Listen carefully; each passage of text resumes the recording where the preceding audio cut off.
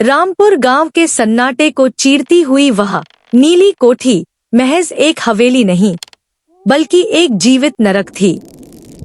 गांव के सबसे पुराने निवासी बताते थे कि उस कोठी का कुआं कभी पानी से नहीं भरा था। अमन ने कोठी के भारी लकड़ी के दरवाजे को जैसे ही धक्का दिया, अंदर से सड़ी हुई मांस की गंध आई। कोठी के फर्श पर धूल नहीं, बल्कि इंसानी बाल बिखरे हुए थे। जैसे ही वह आंगन की ओर बढ़ा, उसे एहसास हुआ कि कोठी की दीवारों से खून नहीं, बल्कि नीला गाढ़ा तरल रिस रहा है। अचानक कोठी के सारे दरवाजे अपने आप बंद हो गए। सन्नाटे में एक भारी खरखराती आवाज गूंजी, "आ गए तुम?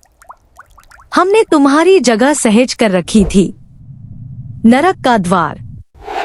अमन कुएं के पास पहुंचा तो देखा कि मुंडेर पर कटी हुई उंगलियां नाच रही थी।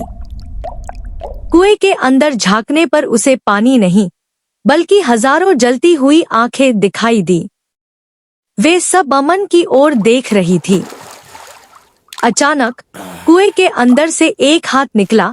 वह हाथ अमन का ही था, लेकिन उस पर खाल नहीं थी। उस बिना खाल वाले अमन ने उसे खींचना शुरू किया। अमन ने देखा कि उसके अपने हाथ के नाखून नीले पड़ रहे हैं और उसकी त्वचा उखड़कर कुएं के अंदर गिर रही है। कुएं के अंदर से हजारों लोग एक साथ हंसने लगे।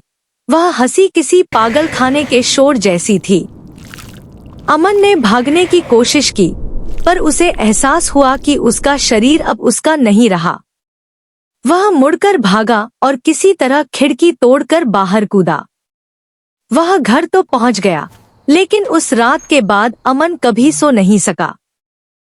हफ्तों बाद जब अमन आईने के सामने खड़ा हुआ, तो उसने देखा कि आईने में उसका प्रतिबिंब, रिफ्लेक्शन नहीं है, बल्कि आईने के अंदर वही नीला कुआं दिख रहा है।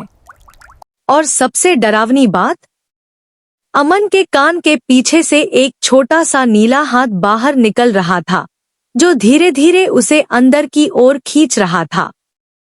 गांव वालों ने अगले दिन देखा कि नीली कोठी का दरवाजा खुला था और कुएं के पास अमन की कमीज पड़ी थी, जिसके अंदर कोई शरीर नहीं, बल्कि सिर्फ राख भरी थी।